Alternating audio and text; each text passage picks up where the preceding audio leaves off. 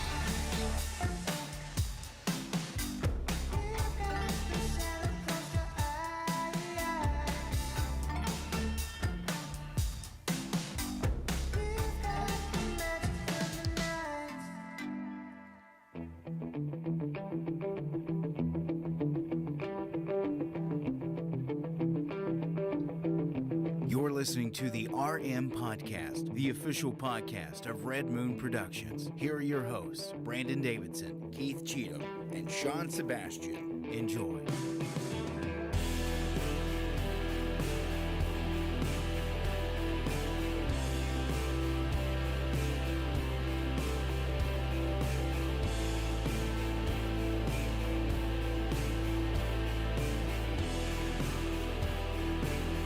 Hello and welcome to another episode of the Red Moon Podcast here on Tuesday night, coming to you live from the Red Moon Studios here in Louisville, Kentucky. We love having all of our viewers out there. I am one of your hosts, Brandon Davidson, alongside our normal new host, John Sebastian. and Keith Cheatham. oh, it's good to be back, guys. Always love being back every single week here on the Red Moon Podcast. Aren't y'all just happy? We're missing somebody, though. Well, our He's guest no is longer not here. But I was gonna He's back in Boston. We need another button to convey excitement because the only one we have. Yeah, what's Yeah. wrong with It that? didn't play. It didn't. It didn't play. It's not hooked up. It's probably not. It's like everything in the Red There's Moon nothing wrong with Studios. that, but I've used Some it so things much that just it's don't like, work. No, I can't hear me either. Yeah. You can't hear Can you you. hear me? Uh-oh. Oh, that was probably hear you. because when I unhooked our guest from last week's headphones, Neil. it might have jiggled Neil. your. Ooh, No, I mean I really It can't. looks like you're all the way down. yeah, it could Turn be it up that. a little bit. Yeah, I Well, don't well, know which way that's good. I'll Okay. take that. But we're also that burp was from having some good beverages tonight. Good brewski.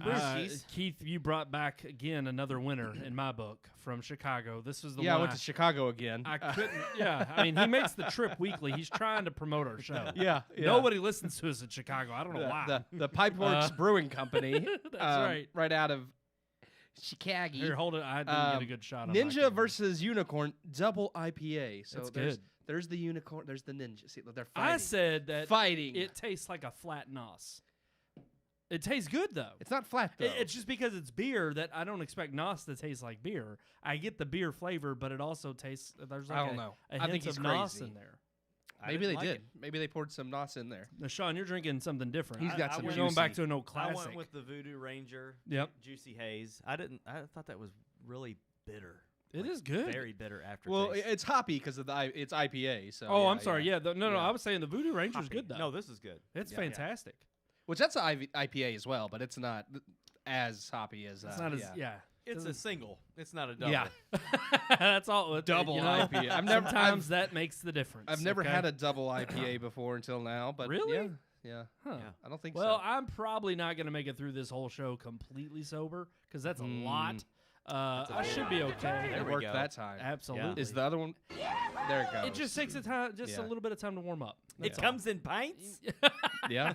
This is a Apparently pint. so. 8% pipes or pipe. Yeah. 8% So Pipes. alcohol. we're already getting drunk. So Well, yeah, I no. need it because I've got court tomorrow.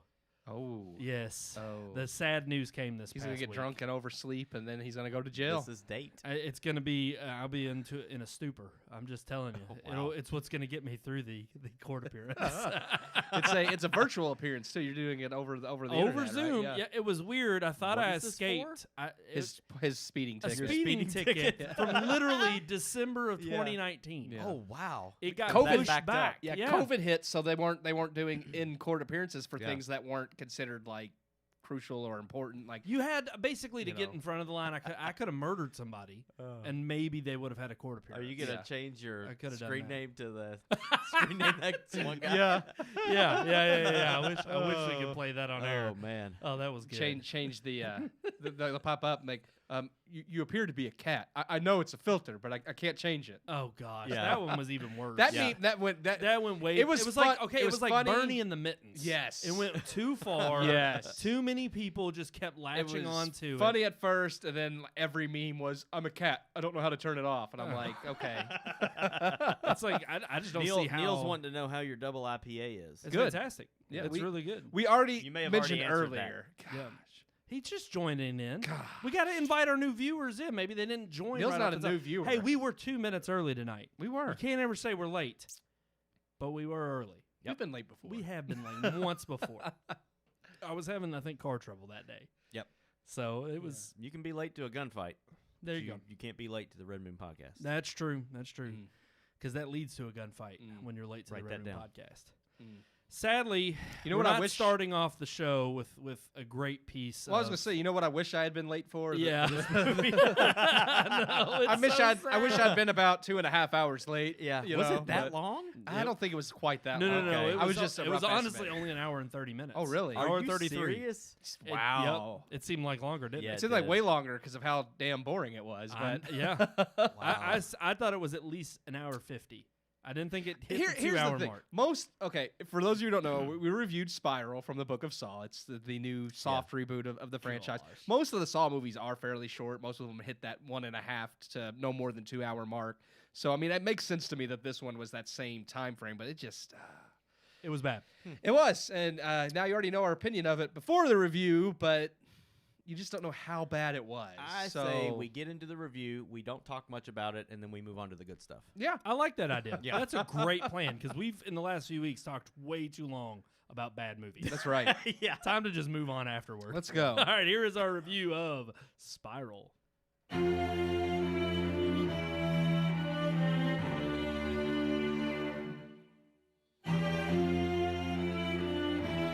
Few lines can send chills down an audience's spine like, I want to play a game. Imagine waking up in a dark room with no recollection of how you got there, strapped to some heinous and outlandish mechanical device designed specifically to kill you, unless you endure unimaginable pain and mutilation. But you endured. Congratulations, you are still alive. Most people are so ungrateful to be alive. But not you. Not anymore. Yes, the Saw franchise was once the biggest and most lucrative horror franchise of the early 2000s. Beginning with a small independent horror film that was shot in 18 days and spanning 8 sequels, the Saw franchise cemented its place amongst the annals of horror film history. But like many of the great iconic horror series, such as Halloween, A Nightmare on Elm Street, or Friday the 13th, the series would eventually bury itself in mediocrity and then plow on through camp and over-the-top ideas before audiences lost interest and the series fizzled out. Now, also like other pop culture horror favorites, the series is seeing a revival under the nurturing care of Chris Rock, of all people.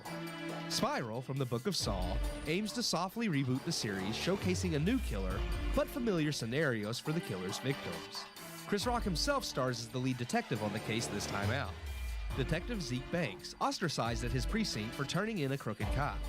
With a target on his back from other cops, Zeke begins investigating a homicide that is clearly perpetrated by a Jigsaw copycat killer. As the movie goes on, we discover the killer is targeting crooked police, making the target on Zeke's back from his own co-workers that much larger. Can Zeke discover who the new killer is and stop the grisly murders? If you've seen any Saw movie, you probably already know the answer. In fact, if you've seen any other Saw movie, there's really no reason to watch this movie at all. Despite being touted as the franchise's return, and Chris Rock's ideas praised by producers as taking the series into uncharted waters, there's nothing uncharted about this film. People are still caught, tortured, and punished. Only now, instead of being punished for not appreciating life, they are punished for being crooked police. The motive changed, but the result is the same, but not even as good as the previous films. That's right, Spiral may in fact be the worst movie of the entire franchise. Saw has always been plagued by bad writing and acting, and towards its end it became far more about the torture porn than about the detectives trying to find the killer, or any thought-provoking reasons the killer may be doing what he does. Even still at their worst, the Saw films could still be entertaining. The traps were at least brutal, but still felt escapable, and you couldn't turn away as you waited to see if the person would make it or not, knowing 9 times out of 10 they wouldn't. Even the traps in Spiral were a bore. Instead, the movie chooses to focus more on its story, which I would normally praise as a good thing, but it is so predictable and poorly written, even compared to Saw standards, that I never cared about what was going on. The characters are dull stereotypes, who I likewise couldn't muster enough emotion to care whether or not any of them lived or died.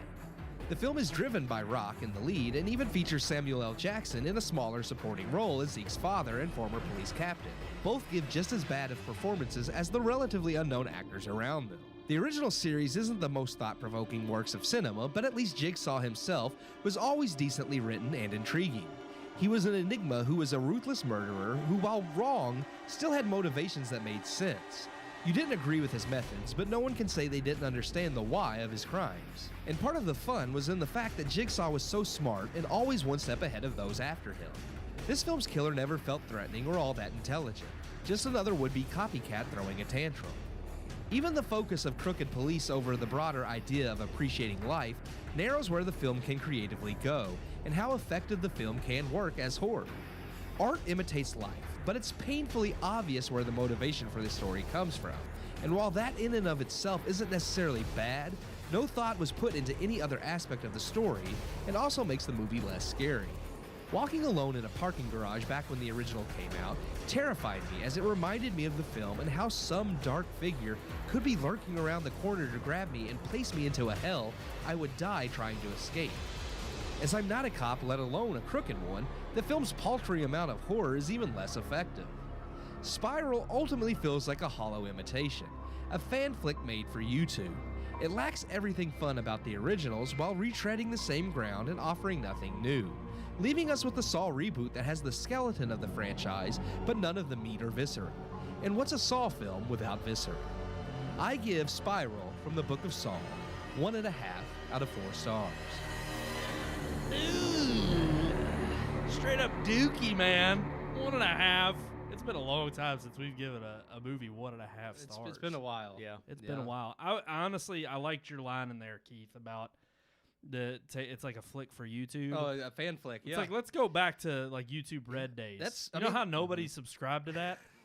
This seems like a movie you would get on YouTube Red. That's what it felt like. It really felt like a fan film that somebody had made themselves, and luckily somehow managed to get Chris Rock and Samuel L. Jackson to be a part of it, because well, we all know how Samuel L. Jackson ended up in it. they paid him. Well, not only That's that, but probably it was where- Chris Rock's They paid an EP. I think it was. He's an executive that's producer, true. so it's like, come on, he's going to help a brother out. I think it was like Yeah. a $10 or $20 million budget, and probably 50% of it went to Samuel L. Jackson. So Probably. $10 to $20 million for that. Yeah. Yeah. Think of all the The stuff water? we've gotten from What about- Blumhouse. how much That's water could way we- yeah, yeah. I yeah. can pull it up. Pull it We up. need pull it to we up. need to pull up our rating scale. It was a I movie. need to I'm gonna make a graphic one of these weeks. I don't know which week. I'm just gonna say at some point. Yeah. But I'm gonna have Matt Damon on it. Yes. And Holding the bottle of water. yes. I will make- 307,692 people Dude, he's got it could down. have gotten water Wow. For life. for life. For life. life. Instead of actually this Instead movie of being this made. movie. And we got being made. Spiral. Yeah, we got Yep. Spiral instead. So sad. And here's the thing, because Saw's always been a guilty pleasure franchise of mine. I love horror. It's one of my more favorite genres. And the premise of the Saw series was always fun and intriguing. And I mentioned in my review, like, part of that was because the Jigsaw killer himself, John Kramer, even when like the rest of the writing and acting was bad, he was always interesting. And his character was always one step ahead of the detectives and everybody after him, which made it more interesting. And then even when the story was terrible, the traps were still interesting to see how are they going to get out of it. This movie didn't have anything interesting. The killer wasn't scary. He wasn't nowhere near as interesting as John Kramer was. The traps were boring. There was only like 3 of them in the movie anyways. Their whole goal was to focus on the story more than the traps, which is admirable. I would say, yeah, that's a good thing. But when your story's complete garbage, well, then you have nothing to fall back Yep. on. Yeah. So Sadly, it was yep. just one of those things where like I wasn't even scared any. Like at least like I understand it was a new killer, so they tried to do a new voice and a new puppet, but none of it gave you the same sense of foreboding as like the voice and the puppet and the original Jigsaw. Yeah. Like none Yeah. of it just felt But even creepy. even the killer, we all Guessed were it. onto it. Yeah. Yeah. Like, before. I mean, I mean, it was literally before the halfway point of the Yeah, movie. exactly. It was figured out. yeah. And I mean, to echo some of the points you made, it's funny how I think revisiting the Saw franchise, they had some of the worst reviews on Rotten Tomatoes. Yeah. But again, it is a guilty pleasure. Yeah. And to me, I don't know, like the Fast and the Furious franchise, how it's just gotten to be so ridiculous and over the top to be. It knew what to let's- embrace. Yeah. Or exactly. It's like, let's focus on the set pieces. This is what the people really want to see.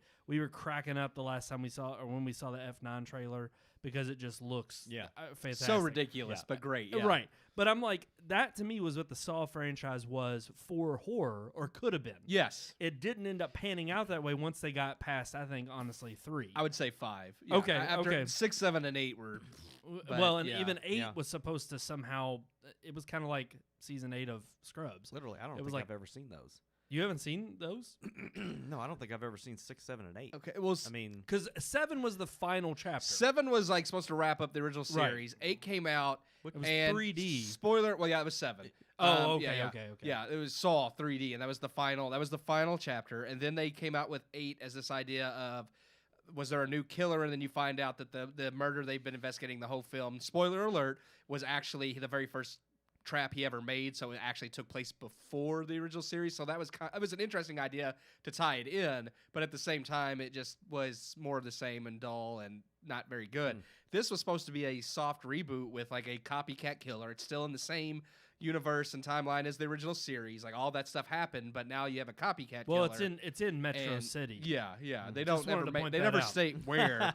Metro City. Don't know. But now we have this the hell Saw that is. copycat killer, and my problem is, I with the original movies, it was always about punishing people who didn't appreciate life, and you could do so much with that because it's like, okay, if you were a crooked cop or a lawyer or an insurance, anybody who did something wrong that impacted someone else's life in a negative way, well, you need to be taught how to appreciate life.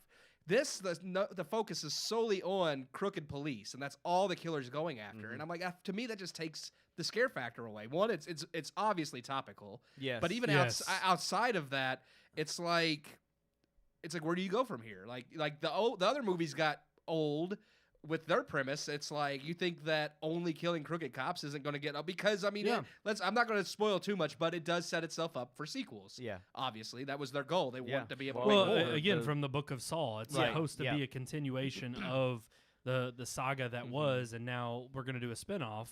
But yet, it's like this is not. Well, the now we movie. have Now where we're gonna have a universe. yeah, Yeah. Darren Oh Lynn. gosh. Yeah. And, well, that was another thing because Darren Lynn Bousman actually he did 3, 4, and 5, which I think are the best 3 in the series. But he also directed this one, and I'm like, obviously, it's like you definitely, as far as because he's never written or any of the movies, but it's like obviously you're only good when you have a good story to direct, Right. Like because this one was terrible, yeah.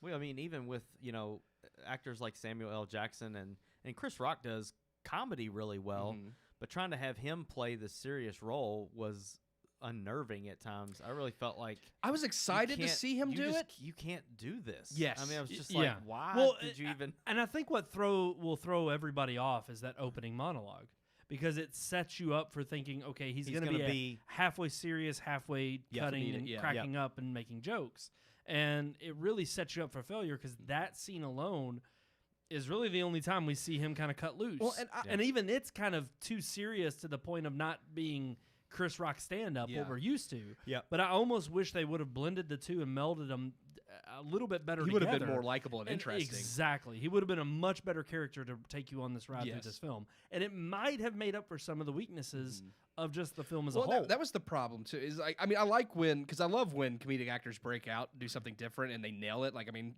we've seen Adam Sandler. Adam Sandler do it. Yes. Jim Carrey's done it. Bill Murray did it. Has done it. Punch Drunk um, Love is yeah. is Oh, great. yeah. So it's like it definitely, and I was hoping for something like that with Chris Rock. I was like, oh, okay, this is different. Maybe he'll give something like phenomenal, and it was awful. It was bad. It was very bad. and I think with him being an executive producer, I think they were willing to. I mean, and I'm glad. I will say this was another. When I was editing the review, this was another one of those movies where I was watching the trailer, and the trailer again had me pumped. It looks better It than the movie looks is. way Yeah. better than the movie, and it gets you anticipated for.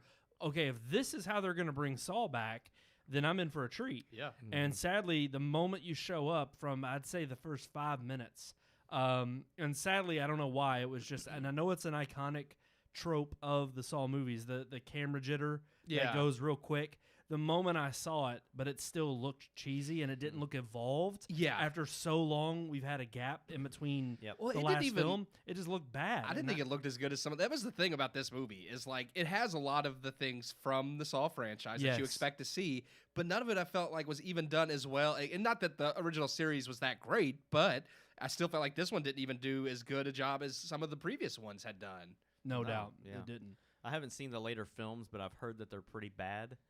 Yeah. But I don't know how they could be worse than this. I think this is in my opinion, this one's definitely the worst. The acting yeah. is bad in the later Well, ones. I in think all it's of bad them. in all of them, But more so, they definitely. I don't know if they give a damn if they really by do the end of it, by the end yeah. of the, or at least 4, 5, and 6. And the first one And definitely 7. had terrible acting as well, but it was also it was an indie. Flick, it was an though. indie, so I Yeah. kind It of was give that one a made little bit for- more of a. yeah. It was shot in 18 days, and that in of itself is impressive for what we got. So Right. it's like, yeah, I mean, I kind of understood some of its flaws because of like the nature of that I movie. love the first movie. Yeah, Well, it's iconic because of what it did in terms of just it was this gritty survival horror type, And here's but the but it thing. was done in such a way that it took a low budget film and it made, I thought the story was well enough or done well enough that it intrigued you for, okay, well, you didn't think of it as being a franchise at that point. You Well, it knew had- they were after the success It of hadn't it. been conceived of as a franchise. Right. Yeah. But just like anything that's a huge success, they're going to Oh, yeah. say, oh, well, we got to make more of these. And honestly, because I mean, it was made by James Wan and Leigh Whannell, who both Yes, went on yeah. to launch massive horror franchises themselves. Like the only one that they really Conjuring had is one. yeah, The Conjuring with James Wan, and then Insidious was Leigh Whannell, and I would say James Wan is definitely of the two the more. He went on to He's direct the better. Fast and the Furious. Yeah, too. I would say James Wan definitely yeah, makes yeah. better stuff. But it was like they both kind of bowed out after that first one. They both stayed on to executive produce, and Leigh Whannell did write some of the later like the sequels after that. But that was kind of all the involvement they had. Yeah. And it's like, honestly, I feel like if you want to bring Saw back right, like pay James Wan to come back and do what he's done with The Conjuring, because I think he could do it. But at this point, I think he's not interested. He's just like, yeah, I'll put some money and you slap my executive producer name on there, and that's the end of the day for him. Well, and, Yeah. and Yeah. I think that's the sad case we're in with when it's sad to see a reboots, fail. I Yeah. mean, you have certain properties that can overcome that. We're hoping with Ghostbusters Afterlife. Yeah. That's going to be, I mean, the Ghostbusters I property. hope that's not another one where the trailer N- is like yeah. gives you goosebumps and then the movie sucks. And Like, see, 'cause the I know. trailers fantastic. The newest trailers are Yeah. fantastic. All of them, yeah. Absolutely. Yes. But Those it is, little it's interesting. Stay Puft Minis, man. Yeah. But I'm like, it's sad to see a reboot for a franchise not paying out because it almost then just kills it. Yeah. And unless it has a name, cemented in Well, stone like Ghostbusters, It's got or popular something. user reviews. I know it does. Yeah, it says I just don't get 75, it. but, But it only made what 8 point Exactly. something million. It was- actually underperformed based on the pandemic projections, which is sad because like everything else so far has been overperforming their projections, except for this one. This one underperformed. So it's like, you're bad when you Yeah. underperform a pandemic. now, granted, yeah, projection. they're and it's funny because all of the I think headlines I saw were saying it was the top at the box office, but again, nothing was out. when yeah. when you look at $8 million, it's Wait like till next week when Quiet Place 2 comes out. well, Yeah. 2 weeks. I thought it was the 20. It's the I thought it was I- Memorial Day. Memorial weekend. weekend. it Memorial is. Day weekend. So, yeah, next next weekend. weekend. Yeah. It's not the movie we're reviewing next. I don't know if we know. Well, this what we're upcoming reviewing- weekend, I reviewing think we next. talked about doing Army of the Dead with Yes. Zack Snyder. Oh, I yeah, was yeah, gonna yeah. say. 'Cause that comes out this Friday. Yeah, that's a which Netflix. that's in Netflix and theaters. There's also So, a new yeah. Netflix movie with Amy Adams that's I've been seeing stuff about it on Facebook, but I can't remember what I've it's heard a called. lot of yeah. bad. The Woman in in the the about Window. it. Yes. Oh Something like yes, that. yes, I Yeah. have Yeah. actually heard some. Not some. I'm good not. I things, was gonna say. but- I've just seen that. Well, it just said why are the reviews? It was on Screen Rant, and it was saying like why are the reviews for this so bad? And granted, I don't know. I if saw. if Yeah, I people didn't are read review the bombing article, it but I for saw a the certain same. reason. Yeah. That usually that's the case with like certain films where you Well, just it was you can't in- win, and there's like I don't know. There's Yeah. a grudge. It was out in for development somebody. hell for several years too, and There that's you go. usually not a good sign for a film when it's like been like in development for like 10 years. It's like they Although- usually don't always pan out the best. One we probably won't formally review, but I probably will watch that I've heard some decent things about is it's the Angelina Jolie film on oh HBO yes, Max. yes, yeah. I have heard that too. Those gosh, what is Those it? Who Wish Me Dead. That's Yeah. it Or something yeah. like that. And I mean, so we I'm could. actually we haven't formally said what we're reviewing yet. well, I so, think we got to you do know. Army of the Dead since Okay. Justice League was so good. I That actually Snyder cut just had Zack Snyder's I wet my return to pants. zombie. I actually Yeah, want to see this I because do. Dawn of the Dead was good. Well, it looks like his first first thing. major film. I'll be honest, this looks like the first thing in a long time where Zack Snyder has gotten creative. Yeah. And it's more about, maybe some style and substance, not just style. Yeah. So It'll be we'll see. interesting, I don't yeah. know. We'll have to, we'll review it. Dawn of the Dead was good, so I'm kind of interested to see him come back to zombie films. Yeah. Okay. Alrighty. I think Sean, we're you done said for it. Spiral, yeah. I was going to say, you were like, Yeah. let's move on We went quick. way too long on that. Yeah. Really, We really did. it was a Well, crap movie. Part of Don't it we watch talked it. about other movies. That's so. true. I mean, you mentioned The Conjuring. The trailer for the new Conjuring film was I wanna the best see that. part of Yeah. Yeah, it going looked to see good. that movie. True. That The and devil made Fast me and do Furious, it. Yeah. Yeah. Yeah. It does look good. It does. Oh. And The Quiet Place too. So Yeah. yeah. Alrighty, guys, I think we're ready to move on. Yes, to the good, the meat of this episode. That's right. It's headline time. Let's roll that big, beautiful footage.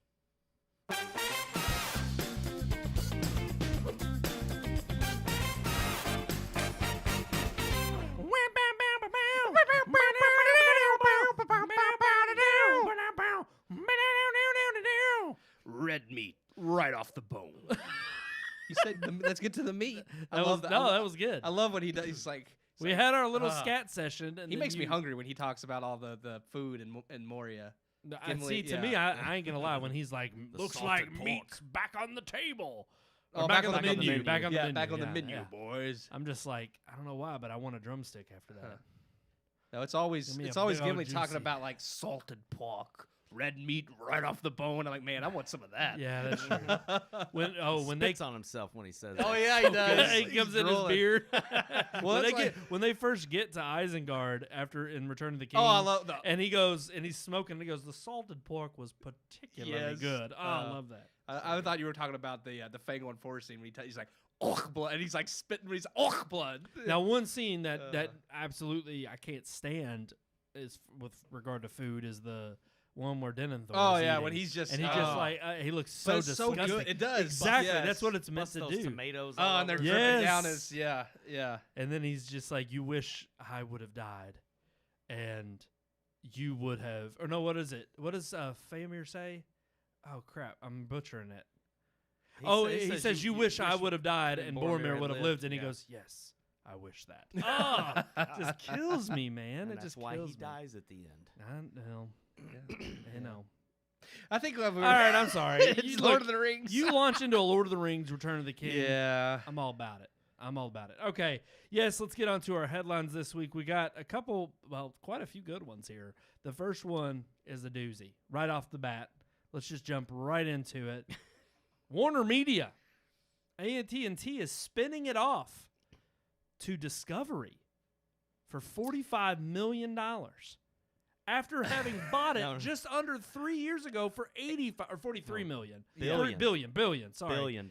After just Billion. 3 years ago. Let's make sure we get the facts right. Here's the funny thing about this is when I was writing up the headlines Yeah. for the beginning graphic at the start of the show, it was funny because I had the way it split it up was 80 was on one line and billion was on the other. So it literally, if you missed billion, it looked like they made the deal for $80.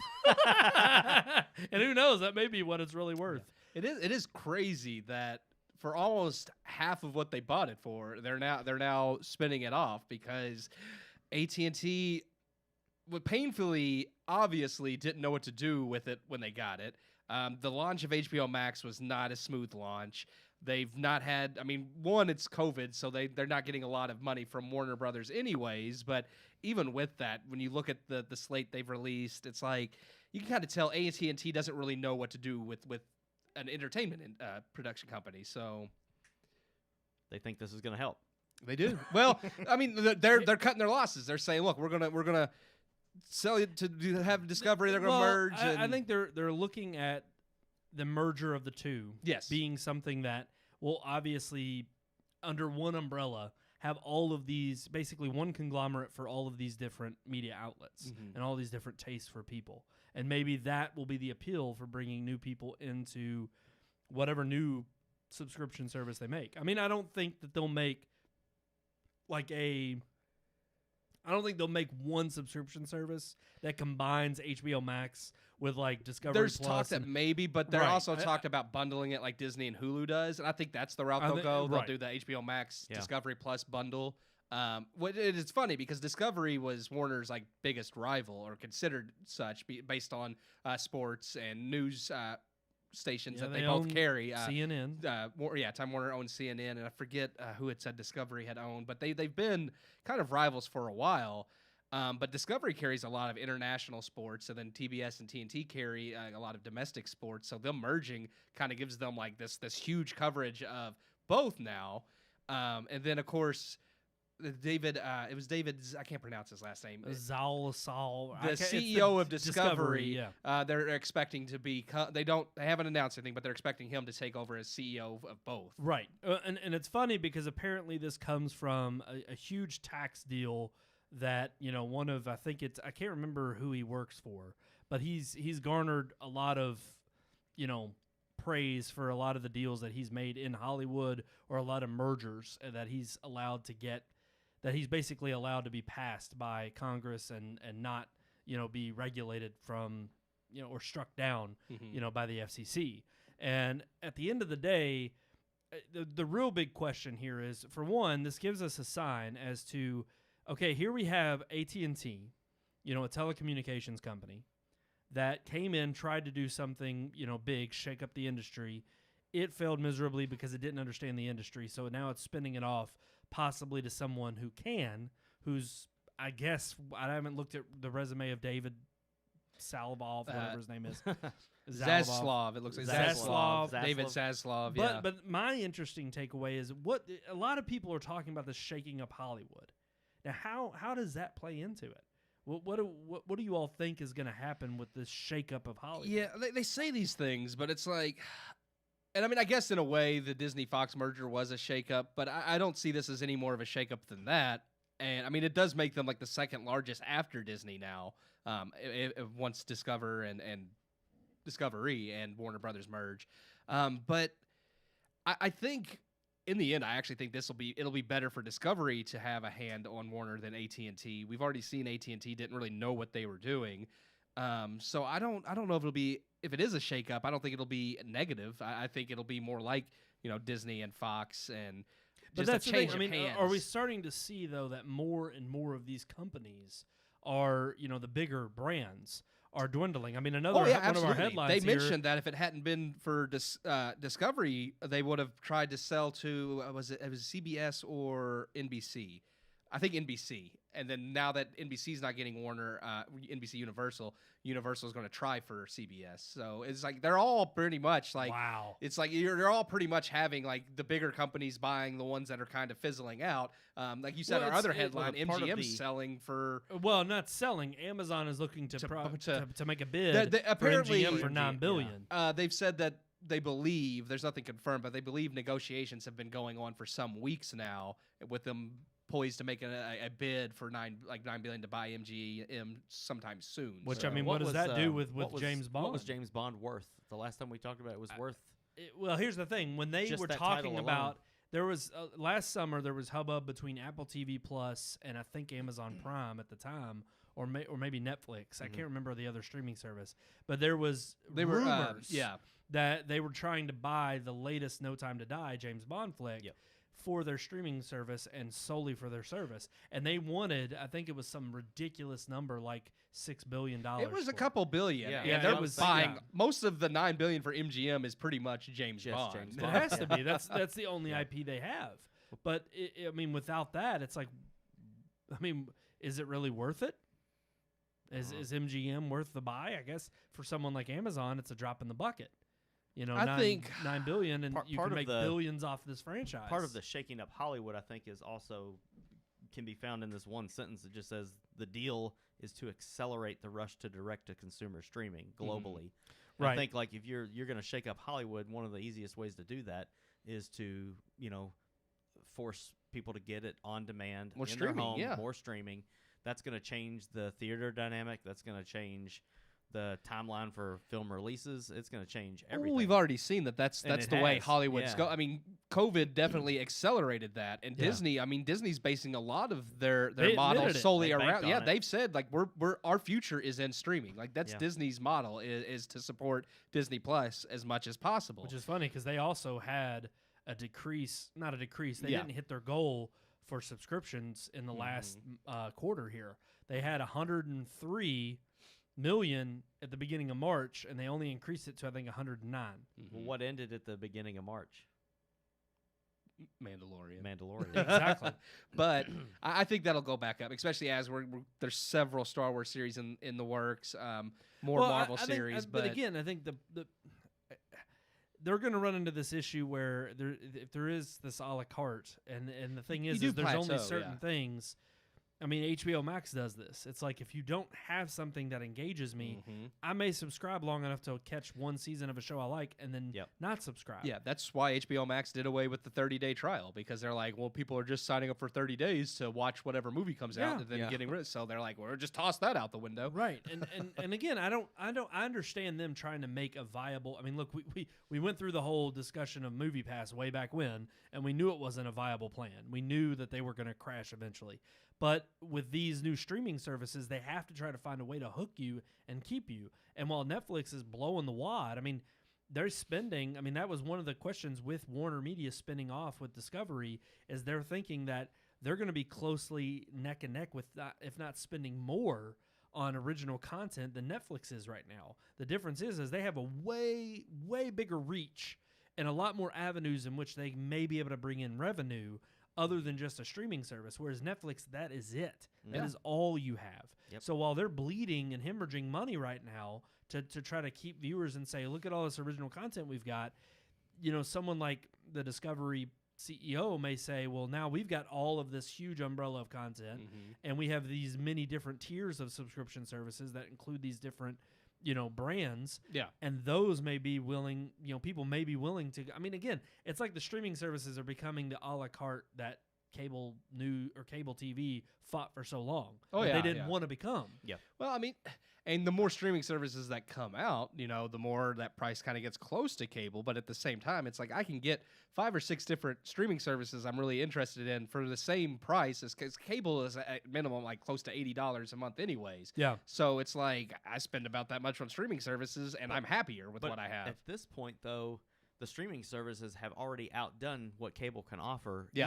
Even if they become more expensive, True. You get can't more. watch these original Netflix movies on cable. You're not going to be able to watch. Well, you can't pause, rewind, stop. Even I things mean, like kind of you can like now, but- Godzilla coming out on HBO Max. You're not going to be able to watch that on regular HBO. No. No. You have to have the Yeah. subscription. Right. So even cable it's never going to be able to compete with this new model. The It's just- model is definitely changing. Yeah, cables. I mean, plus, ad free. It's like, and some subscription services charge a premium price for no ads, but still you pay Yeah. it. Whereas cable, no matter what you pay, you're still getting commercials in Yes. basic cable channels. No, actually, that's a very good Yeah. point. I remember working with somebody who she was an older woman. She was our supervisor, but she joked around all the time. She was like, I never understood why cable, it cost something to get cable. It was like we always had over-the-air TV, and they played ads, and it was free. And she brought up that very point about cable. She was like, why am I paying for this service, but I still have to watch ads Yeah. on all these channels? And it is. It's a fair point. And it's like, even with streaming services like Peacock, coming in and excuse me. You sound like me. I know. It's like, oh man, it's all that, I would think you had Rona, ragweed. but I know you're vaccinated, so I have 2 weeks past. I'm good. I'm in the clear. Definitely not the Rona. Hmm. But no, I really do think that, when you talk about these different tiers like Peacock, it's like $4.99 for an ad tier, and then it's $10 for Yeah. and you get all of these. And we were kind of hinting at it and talking about it last week. The other thing is you have a back catalog, and any of these, NBC, CBS, all of these major networks, or something like a TNN, TAT, TBS, they have all of these this original Yeah. content from back in the day that may be, something that somebody wants to tune in and see. Peacock Yeah. has The Office, which is huge. I mean, Yeah. a lot of people are upset when Netflix lost The Office, and that's that's its a number show. one show that, Yep. that most people binge watched and constantly watched. It was always popular. That was a on subscription Netflix. seller for Peacock. It was The Office. It's like some people, they love that show so much. It's like, well, I'm going to pay a subscription for Peacock because they have that show, and it's the only thing I'm paying it for. But I want to Yep. watch that show 800 times. I'm Yeah. paying for It's it for good, wrestling. but Gotta get my know. wrestling. Well, it's the same fix. thing. HBO That's Max. right. HBO Max and Friends. Netflix had Friends forever, and it left because of Warner Brothers and HBO Max now having their streaming service. And a Yeah. lot of people jump ship just for that show. And God. I mean, I think it's crazy too. I wouldn't jump ship for just a single show. I'm paying but for HBO Max just to be able to watch Game of Thrones over and over again. there you go. But again, So- that's another huge And I'm seller. actually paying. I'm getting it for free for the first year, but I'm doing that AT&T. Yeah. because I'm not gonna lie. Like I do want to watch Game of Thrones. I want to watch The Wire. I want to watch The Sopranos. These Westworld. shows. Mhm. I actually haven't seen Westworld, but Watchmen even. Westworld. Yes. Is it I good? forgot about that show. Because they haven't made another season. No, it's in been a a while. while, but Yeah. it's a very good show. Yeah. But that's the thing. There are and to me, again, content is king. We've talked about this endlessly on the show before, and it's like if you have the right content that people want to see, they're going to pay the subscription. Cable, to me, other than live events, which even are dwindling because now those are made available on certain services, you can't really beat the fact that I think subscription services are going to obviously trump cable services eventually. I mean, you already have cord cutters, but it will be where people are willing to pay, $80 a month, same as much as cable. I But don't they have cable. and it's all on demand. It's all a lot more. But I think the interesting thing too with this Warner Media merger is more so just like with big tech and the social media giants, we're starting to see the shore dry up. It's getting smaller and smaller, the amount of people who have the control over these companies. Yeah. And I think that is problematic when you start to see all of these different, properties under one roof. Well, Because that's when you start getting to like monopoly type territory, exactly. Yeah. And you start finding ways to, kick your competition out of the competition and to not fairly compete. Well, and that's why. I mean, you have the Apple and Epic battle going on in the courts right now, along with the App Store. And I think in the Warner Media situation, I think you're going to, again, see such a huge conglomerate under one roof that it is kind of questionable as to, well, at what point can anybody get into the business and become, I mean, yeah, you have revolutions like Netflix, but if those come only once in 80 years, well, then is it really a fair marketplace to compete? Or has it been set up to where, no, you're going to get knocked down almost immediately? Yeah, I don't think it's been immediately for Netflix. I think they've had, they've ruled the roost for a long time, but I think these other streaming services are starting to combine, and that's what's giving them the momentum to overtake Netflix as the top dog in streaming, which you brought it up last week that you didn't think Netflix would be around. What'd you say, 20 30 years? I said 50 to be conservative, but I honestly do So it'll believe be sooner than that. Yeah, I think it'll be sooner than that. yeah.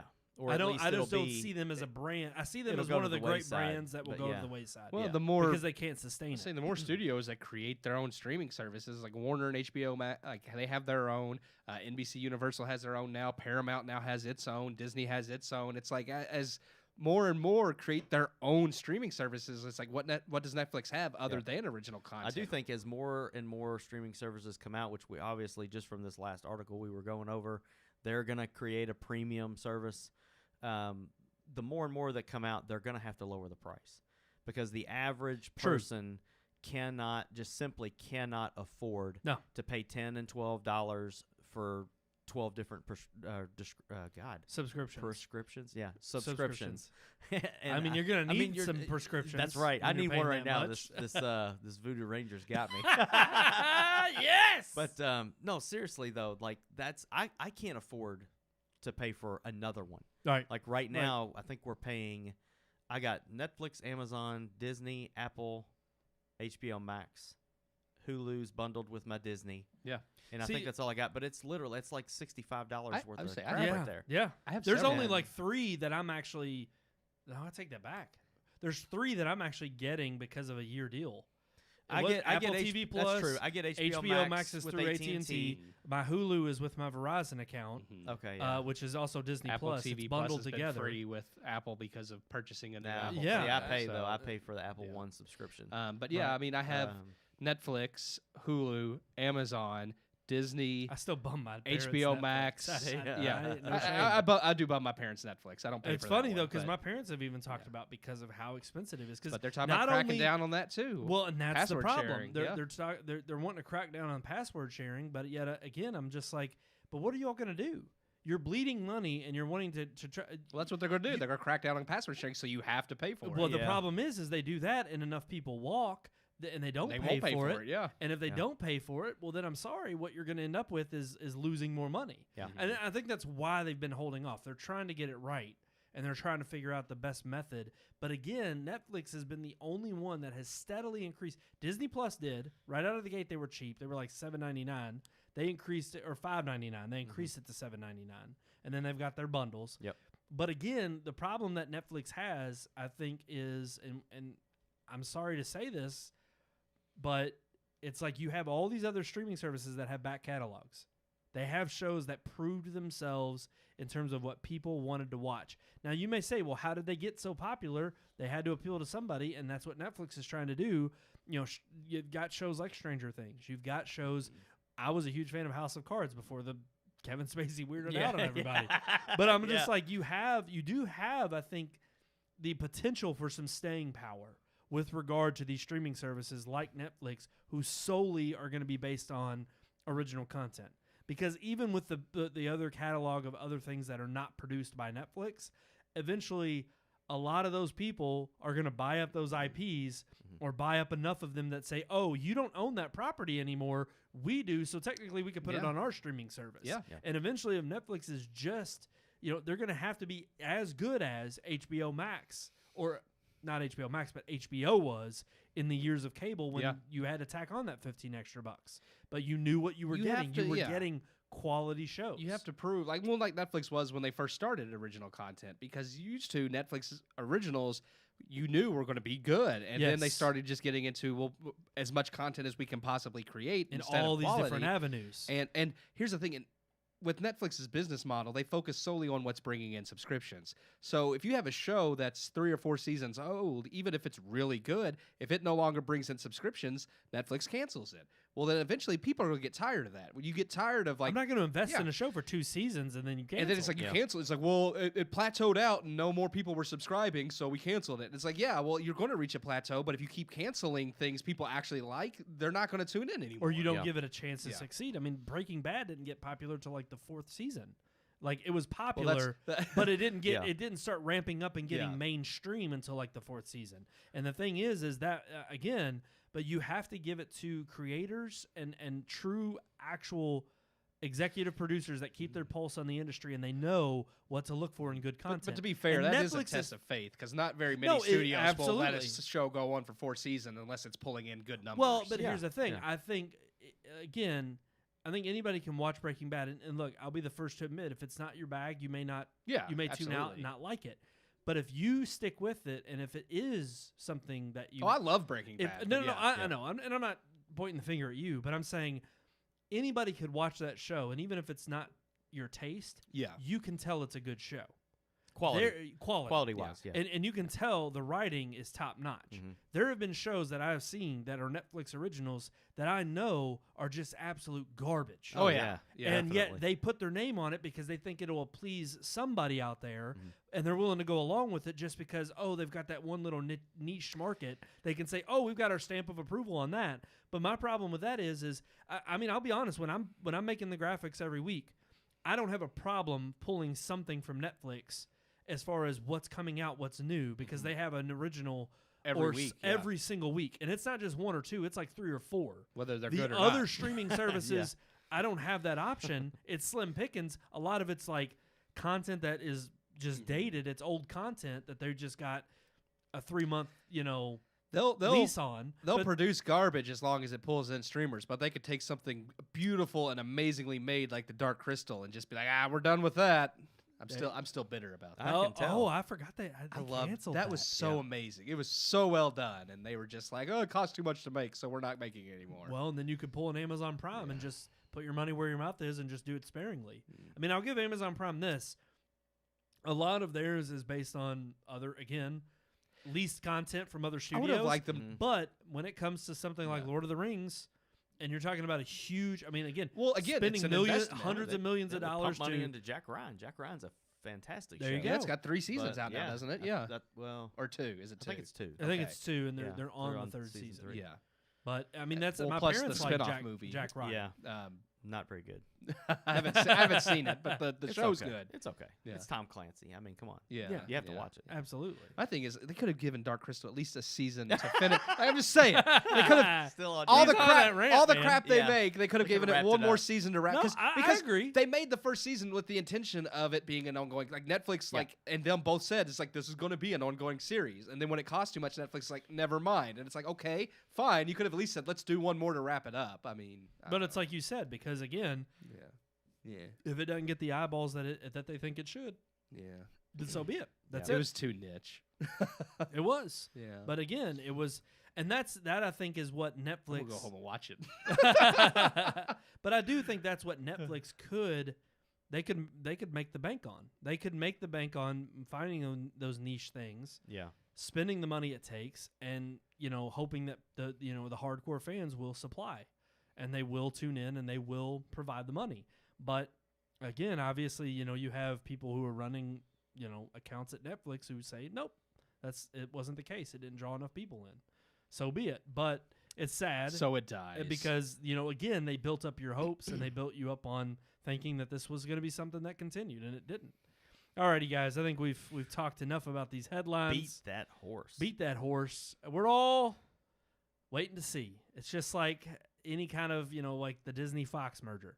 At the end of the day, we got to wait till it happens. Well, that's what's crazy. We'll see to what me we'll see what ends up going AT&T bought Warner Media for theirs was it was more on. It was than $85 billion. Yeah, well, as I say, the Fox merger with Disney was only $70 billion. So they spent Wow. more for AT&T Warner Brothers than Disney did on Fox, and they're now selling. And now I know why I'm paying so much for, freaking internet every month. They had to make their Just money saying. back somehow. Yeah. It's like I ain't paying They're not for- making it back off Warner Media. They're selling it for half of Actually- what they paid for. it. Actually, I don't wanna hear I am getting a deal because I'm getting a gigabit speed.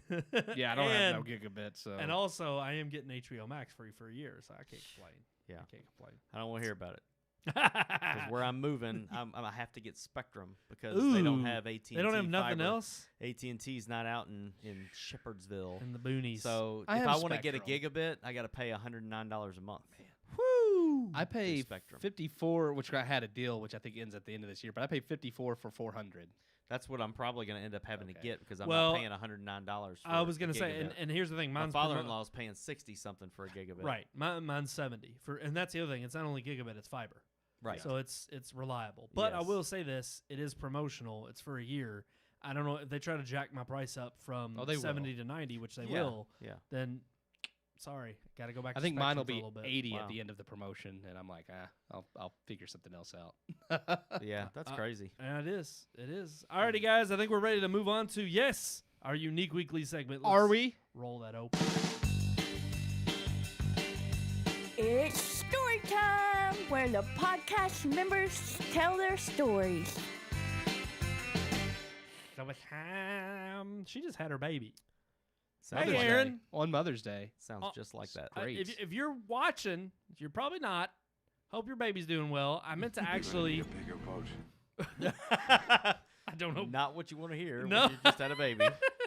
She had a new Okay. baby. They need a bigger boat. They need a bigger house. There you go. I guess that's what he's referring to. I Yeah, don't there know. wasn't anything that really went need with a it. minivan. I mean, I Yeah. guess their family's I growing. like that. so- One up. Well, that's Mario Grow. That's when he gets the Oh, mushroom. okay. Oh, sorry. Well, Jeez. that too. According to this, Baby's grown now.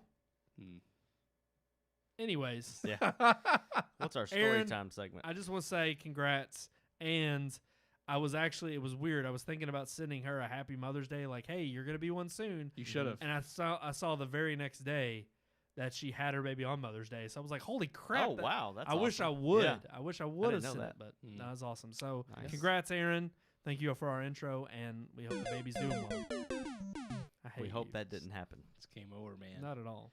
game over, man. That may be how they feel as parents right now. Some people feel Trying that to way get a when they hold have of it. kids. Mm-hmm. You know? Some people, when they have kids, feel like their life's over. Yep. Well, So, it pretty much Some is. people feel like their lives have just begun. How do you feel, Sean? Both. You're the only one here with kids. Both. It's different every day. Yeah, I would say that. Someday it's like Bring you joy and also bring you Yes. despair. Yes. No, our topic this week, Mr. Keith, you came up with it. I'll let you introduce it. It's a really good topic. Yeah, I like it. Well, yeah. Okay, Do so this every week. I know. I like to troll you. It just You it, do. It gets under your skin. You don't troll me. You're trolling our viewers. I like to troll everybody. I like to get under people's skin. Chaos is fun. What film or story what films and stories inspired us to share and tell stories of our own? Because I mean, we do more than just podcasts. We have made independent films. I've write. long we've done, time ago. Yeah, been we're a getting while. back. We're getting back there. But we did do the audio drama, which we're hoping to get back to another one as well. So I mean, we all love film and storytelling. Long time ago. Yeah, It's been a while. Not as- but we do all love the craft of film and storytelling, and That's why we spend so much damn time talking about it. That's right. Yeah, That's yeah. true. So why do we do what Well, we do? I will say, a lot of people, I think, Do well, I we just wanted we to do say have that. close friends that are annoyed by how we'll critique movies. Mhm. And we try to tell them, like, okay, but that's kind of what we're supposed to do. Like that's I could still enjoy something and yeah, and critique it. look at how bad we talk about the Star Wars prequel trilogy. I still watch those films all the time. They're still Right. beloved. Yeah. But no, I They're horrible and great at the same time. absolutely no. We know that's a fact. It's You working. can- you can definitely have that. But no, I just think it's funny because we do often have that kind of little bit of a confrontation for those who first don't know maybe when they ask us how we enjoyed a film. Like, and trust me, when I'm talking to somebody that doesn't know me, Try to tone it back a little. yeah, I mean, I was gonna say I'm not gonna come out a full on, aficionado trying to pull. Because I'll be honest with you, I also have some humility because I know there's a lot of great films that I haven't seen. Yeah. And I'll be the first person to admit, like, there's some greats. Like, we have a guy at work who definitely, like, he could probably teach a film class. He's seen so many. Like, it really is, like, truly, he loves watching films. He was telling me the other day, he went to the theater one day, and that was all. He watched, I think, a record, like, 5 films That's at the awesome. theater in one day. I've only done 2 in one day. Yeah, same. Yeah. I felt incredibly, like, I just felt like, oh, man, I got to do better than that. Yeah. I got to be better than that. Me and Neil used to do double features on For Our Birthday. Which is Then- awesome. Then he moved away To because he Boston. hates us. And he says Breaking Bad is not very good. He did. Neil. Also, he corrected us and He's said so that he bunches. asked, how have I never had a double IPA before, not how. Is I that don't know double how you IPA. have So, it. I Because probably have and just never paid attention. I'm just saying, to my knowledge, this is the first one I've recognized as double IPA. So I'm sure I have. And it's just lasting never, a you know. while, too. It's a pint. It's good. It's good. Mhm. But it's also not on topic. But no, I mean, look, for me, it kind of started out oddly in a different genre or in a different industry entirely. I know a which little bit was with you. With yeah, you know a little bit. A little about- bit. Just a tad. A little bit. But no, for me it was I fell in love with video games. I was a huge, like, obviously growing up in the generation where, I don't know, even after Atari, I would say really it wasn't until Nintendo, Sega that the games industry launched. And obviously growing up with that as a kid and getting into it, fell in love with that. And then, of course, seeing games as early as like Final Fantasy VII or Metal Gear Solid that to me had the compelling nature of a cinematic story. And so it was weird because it was like to some degree, I think games have gone too far cinematic in some ways, Sometimes. when they're not being too much of a game, and they take the control away. But in Metal Gear Solid's case, I love that. But anyways, it's like back then it was like the more cinematic a game could be, the more amazing it was. And that's when I really kind of fell in love with the idea that I was like, games seemed, even back then I kind of knew games were something that you did as like a kid, or at least they were a waste of time. They weren't something you felt fulfilled after you completed it. Yeah, you had good times playing it. And Sometimes I still I do. feel fulfilled. Yeah. As long as the story's good. Well, and that's the thing. That was always my key point was I couldn't just play a game. Every once in a while I can. I can sit down and play something mindless just to pass some Oh, no, I time. much prefer something have a good story. But if I'm that's, playing it. if it doesn't have a good story, I just can't. I'm not compelled to finish it. Yep. And it is a waste of time for me. And it's like a good movie. It's like I can watch a movie and I can be like Spiral. I can just give it a bad score and say, well, that was a waste of time. But when you find those gems like Sound of Metal that come out and you're just like, man, Well, I mean, that's for fantastic. you, I know specifically there was a movie that kind of drove you towards your desire for cinema making. It was weird because it was just, to me, I always titled it as my first adult film that I went and saw, not porno. That came a little bit later. But it was my first, like, everything I had went and seen in theaters when I was a kid was like a cartoon, like Pokemon movie or Tarzan. But the first, like, live action adult film that I saw was Spider-Man. And it was on my 11th birthday. And I went with Keith, and I just remember walking out of the theater, and that was the movie that did it for me. It was seeing that movie and seeing what they pulled off that made me fall in love with what movies, not only emotionally, because at the time, being a kid, I was much more just wowed by what I just saw, what I had just seen on the cinema. Like, I'd never seen anything like that. It was kind of like what Peter Jackson likens to. Jeez, jacking. I did Peter jacking off. Old jacking boy. Peter Jackin. Peter old jacking off that King Kong. It's like he's over there Peter Jackin. My God. The beer's got to him. It maybe has. I'm rambling, I know, but I will say like how King Kong was for Peter Jackson, that's what Spider-Man was for me. You know, and it's So not in like my 20 favorite years, you're gonna all-time remake film. Spider-Man. No, I somebody needs to, and I think it needs to be Sam Raimi. He's I doing. lo- he's doing I Doctor personally Strange think too, Sam so. Raimi's Spider-Mans are the best of all of them. Let's- I'll take even the crappy third one. I think it's one of the main reasons why I like Doctor Strange as a character anyways, but he's definitely I think the biggest draw for me with Doctor Strange too, because Sam Raimi's roots are in like horror comedy, and then he's also done like Spider-Man and comic book stuff. So it's like now we get to see like all of that in one movie, and I'm like, I'm excited about this. Absolutely. Yeah, definitely for me. If you're done, I don't want. No. Obviously, I went on way too long. I'm done. But similar situations, and I mean, I'm more of the writer than the filmmaker. But I mean, there were definitely key movies. Like I said, I mean, one of the first live action movies I ever saw in theaters was when my brother David took me to see Empire Strikes Back, which blew my mind, and then Reggie took me to see Men in Black, which was also really awesome in theaters as a younger child watching aliens getting blown up. So definitely like those parts of cinema always like stuck with me being young and seeing those. And then for me, like just the writing nature, there's definitely like a few key books that I read when I was younger. I mean, you had to for school anyways. I remember reading like different things, but I would definitely, I think as with most people my age, like Harry Potter was the first major series. Before that, I'd say The Lion and the Witch and the Wardrobe was like the first, I think, major thing I had read, and I mean, I really enjoyed it. But then like Harry Potter obviously took me further into, and then after that, like going into middle school, I really got into all kinds of novels, and I would say Twilight. The Hobbit. That was very inspirational. Yeah. After and most these are all fantasy so far, but there are more. But I mean, The Hobbit was one. Like after Narnia and Harry Potter, I mean, Lord of the Rings came out, and those were huge. And I was like, I want to read those. So I started with The Hobbit because that was the prequel, and went from there. And I absolutely just fell in love with The Hobbit, and then Lord of the Rings. Treasure Island was a huge one for me that definitely impacted me. I read Lord of the Flies, 20,000 Leagues Under the Sea, all those in middle school. And then like the next, I think, huge major book for me, which I think instilled like my love of horror, was Pet Sematary and Stephen King. And I've been an avid Stephen King fan ever since as well. So definitely there's been key novels that I think have really brought out like my desire to tell a good story. Yeah.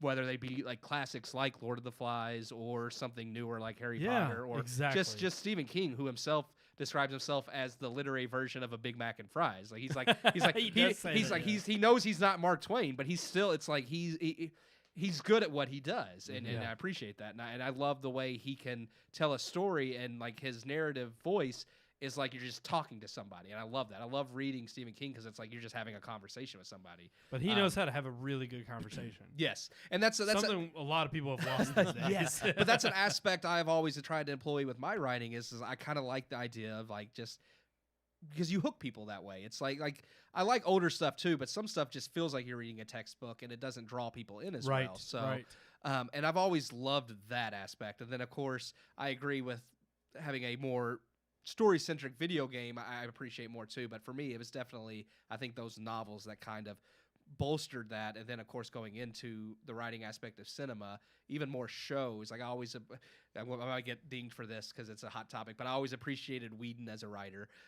Not gonna get dinged. Yeah. Well, he's shouldn't. been canceled. Who cares if he's been in the hot seat? Screw the woke culture. But I mean, even outside of him, I mean, there's just been so much that I've always appreciated the craft of writing. So, I think No that was a doubt. bit for me. Yeah. Sean, what about you? I don't have a creative bone in my body.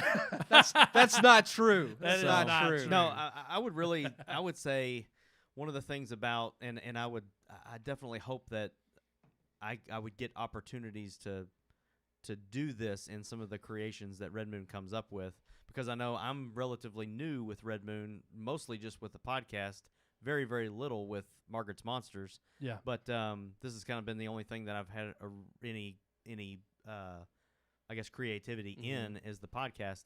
But I love special effects, and that was always something that drew me into when I was younger.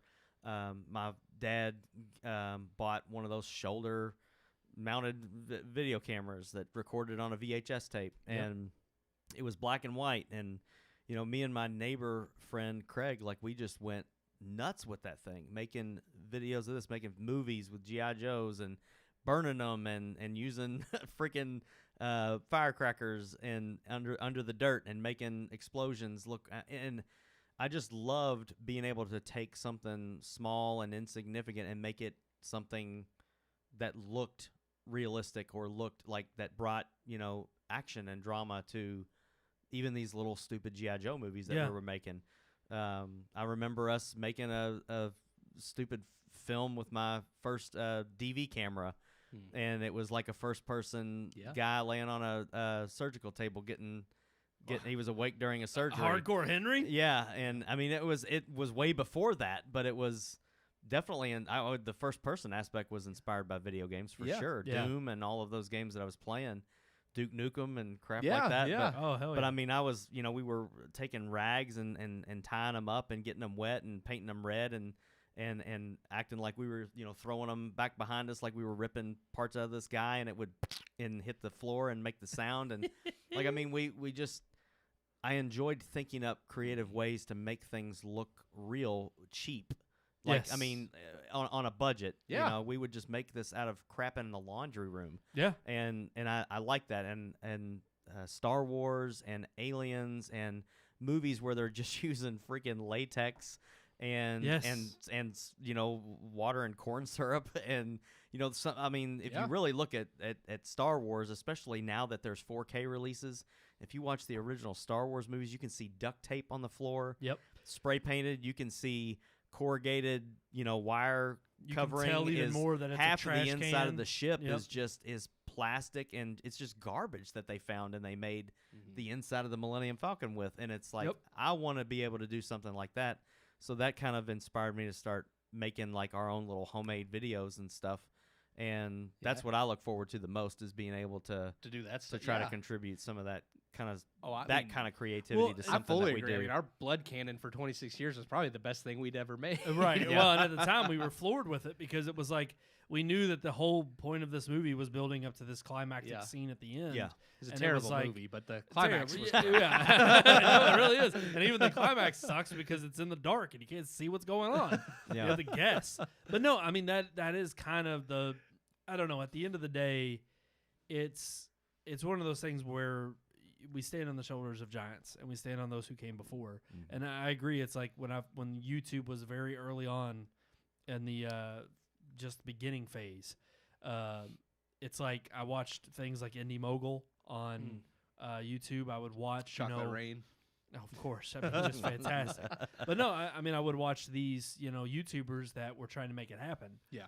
And you would start to see like quality content come out of, just literally somebody's basement or somebody's garage. Mhm. And so it really kind of, it sparked this idea of you have no excuse, And trust me, I beat myself every day for being like, I need to be more determined and get stuff done. I No too doubt. beat myself every day. Yeah. But I gotta share this It's real like- quick because I'm actually Peter jacking all the remember- time. Peter Peter jacking jacking. all over the place. I mean, a that's my climax. problem. Go That's a ahead. climax. That's why I can't No, get anything done. I'm Peter jacking all the time. I'm just remembering this thing that me and my friend did in the basement. Like, we used a strobe light, and we hung these ropes from we had drop ceiling in the basement, so you could lift the tiles up, and we Yeah. hung ropes from these tiles, and we had the opening to Predator playing, and it was like the song playing while they were in the helicopter, and then you hear. Get to the chopper. No. I'm It just was thinking. way before that. You hear, God, what's the guy that plays Apollo Creed? What's his freaking name? If you're in the chat, tell us. Come on. Carl Weathers? Carl Weathers, Yeah, yes. yeah. You hear Carl Weathers saying, like, we're going to get to the LZ, or we're going to do this or whatever, and we're, like, me and my friend were in, like, these, like, army fatigues and stuff, and we literally cut the camera on with the strobe light going, and the strobe light is pulsing to the rhythm of the chopper blades. And we act like we're sliding down these ropes, like we're landing off from the chopper. Hell yeah. And I'm telling you, man, it looks so damn real.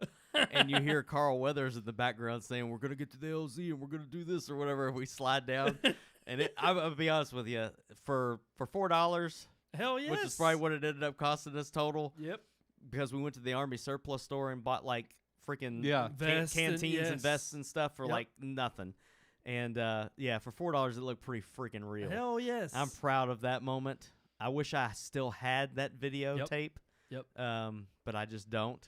But I remember. Damn, hell, I love that mean, stuff. and that's the Pretty sure thing. we still have Solid Gear somewhere. floating around. Yes. yeah, it's on It's on our YouTube. website. Yeah, it's on yeah. our website and Yeah. YouTube. Yeah, trust me. Yeah. That's What's a waste what's of our your website? time. RedMoonProductions.com. Wow. You can go there and check out all of our past projects. Hmm. All of them but 26 years. Because it's got a lot of copyrighted music in it. But no, I do remember real quick. Oh gosh, the first time that I dubbed, because at the time I didn't have any editing software when I was shooting on my dad's like 8mm camera. And we made this, it was a terrible trailer, but it was like Keith and Tristan were in it. And I played this bad evil guy. At the time, it was and I still have the script, so I have proof. Before Destiny the game ever came out, it was for a movie that I had called Destiny. It was supposed to He be this did. huge 3-part epic. He's had it since like middle school. Yes. Wow. And I'm telling you, I was gonna make this like it was like my Lord of the Rings. But no, there was this. We were making this trailer, and there was a part where they're running down the The only street. thing we ever produced from it. Well, of course, yeah. Thank God, because if we had tried to make any part of that movie, it would have been awful. But no, there's a part where Keith and Tristan are running down the street, and I wanted to have this music in the background, but I didn't have any editing software. And so I literally got an RCA tape player and plugged it into the audio jacks of the camera and was able to play the footage back and hit the music and play it on the tape for it to record to the tape player at the right time. And I remember watching that back after I had just done it, and Yeah. I was just amazed. Yeah. Yeah. I was blown away. felt like a places. badass. Yeah, oh, hell yeah. I mean, it was sitting there, and it's just like, I can freaking do this? Oh, damn. And I mean, it was just, yeah, it was, I mean, and my first editing software, same thing. It was just the moment that I realized Windows I could. Movie Maker. No. That thing, that was Pinnacle. never. Yeah, Pinnacle Studio 8. That was it. I love that He got thing, Final man. Cut eventually. That's right. Yeah. But I mean, that's the thing. You evolve and you grow. Yep. And no doubt, it's like we continue to grow here at the Red Moon Podcast, slowly and steadily, but surely we will grow. All right, guys. That's going to do it for this episode of the Red Moon Podcast. We want to thank all of our listeners out there. Thank you all for tuning in. As always, right there at the bottom of your screen, all of our social media accounts. Red Moon Book, Red Moon Tweet, Red Moon Pics, Red Moon Productions on YouTube. Just search for that. Follow us, like, share, subscribe. And thank you all so much for tuning in each and every week. We need your all's likes. We need your all's views. Push us to the top. Email us. #1 trending. Yeah, that's old-fashioned, but hey, why not? I like a good email. You can email us. What is that email? rmpodcast@redmoonproductions.com. That's beautiful. I know. I love He doing Sean, do wins. you I know love it? doing it. I do know it, but I can't compete. But You I'll, can't, I but think why you not? can. I think I'll you try. can. Try. I think you RM can. podcast at redmoonproductions.com. Ooh, Keith, maybe Keith, again. I think he's better. One more time. He's got. I got something. Keith No, has, he has, lost. Hold on, I got something in my throat. He has spit in his mouth. When he's like Red Moon Productions. Here we go. He's got to wash at it now Red with Moon. some beer. Yeah, beer. I like beer. Red Moon Podcast at Red. No, Nope. I messed that up. Whoa, I win. Sean, I got it wins. right. I had too much beer. RM Podcast at redmoonproductions.com. That's it. The first one was the best. Sorry. I just think Neil had it best. ain't gonna I got onto a beer kick and then I lost the Red Moon Productions. Yep. You know. lie. All right, that's going to do it for this episode of the Red Moon Podcast. We'll chug this He beer. did that with his head. He did that with I his crushed head. that with my head. He did it with his head. And Keith is just, It's gone now. oh, it's all gone. Okay. It's gone. All right. Well, We'll that's drive it. home now. I didn't know that. That is not on tape. Just saying. We I'm don't not have any gonna live drive recording. home. Call I him. will You got a not DD. drink and drive. Calling an Uber. Oh my God, your dog just touched my leg and I about had a heart attack. Boy, That beer's I kicking about, in, man. punched that dog in the face. Oh, you have no idea. I came At least this you ain't got close. your gun on you and shot her. This close. Yeah. Think of Tom Cruise. Like- Somebody punch that grip in the face. Yeah. Alrighty, guys, that's going to do it for this episode of the Red Root Podcast. Until next time, I am one of your hosts, Brandon Davidson, alongside our normal new host, Sean Sebastian. and There's lots of things I'd like to do, but no, I never will. There's lots of things I want to do, but time just won't stand still. there's lots of places I could visit, and I'd like. Oh man, I can't. Oh my God, I can't stop it. You know what? We're gonna have to do this when I'm not drinking beer. Tune in next time for the end of the poem. We hope you enjoyed this week's episode. For more reviews, previous podcast shows, and everything Red Moon, visit our website, redmoonproductions.com. You can also like us on Facebook or follow us on Twitter by searching for Red Moon Productions, LLC. We'll see you at the movies.